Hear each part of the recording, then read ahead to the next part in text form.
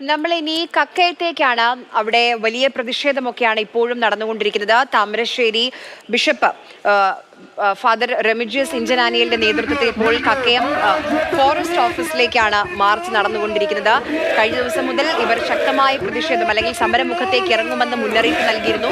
കാര്യക്ഷമമായി സർക്കാർ ഇടപെടുന്നില്ല എന്ന് ആരോപിക്കുന്നുണ്ട്.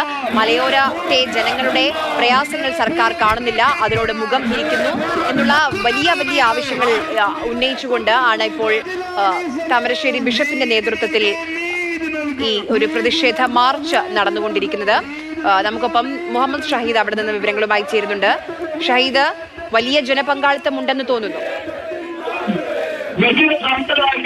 തീർച്ചയായും കക്കയം വനംവകുപ്പ് റേഞ്ച് ഓഫീസിലേക്കാണ് ഇപ്പോൾ കർഷകരുടെ വലിയ പ്രതിഷേധ മാർച്ച് നടന്നുകൊണ്ടിരിക്കുന്നത്. താമരശ്ശേരി ബിഷപ്പ് റെമിജിയസ് ഇഞ്ചനാനിയലാണ് അതിന് നേതൃത്വം നൽകുന്നത്. അദ്ദേഹം അതിനെ മുന്നിൽ നിൽക്കുന്നുണ്ട്. രാവിലെ മുതൽ തന്നെ ഈ കർഷകരുടെ പ്രതിഷേധം ഈ വനംവകുപ്പ് ഓഫീസിന് മുൻപിൽ ഉണ്ടായിരുന്നു.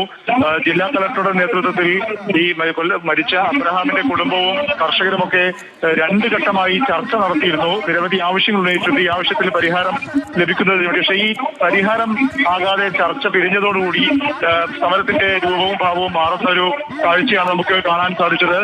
കൂടുതൽ സ്ത്രീകളും ഉൾപ്പെടെയുള്ളവർ, ബിഷപ്പുമാരും മറ്റ് പള്ളി വികാരിമാരും ഉൾപ്പെടെയുള്ളവർ കൂട്ടത്തോടെ ഇവിടേക്ക് എത്തിയിട്ടുണ്ട്. ഇപ്പോൾ വനംവകുപ്പ് ഓഫീസിന് മുമ്പിൽ ഇപ്പോൾ പ്രതിഷേധം ആളിയെത്തിയിരിക്കുകയാണ്.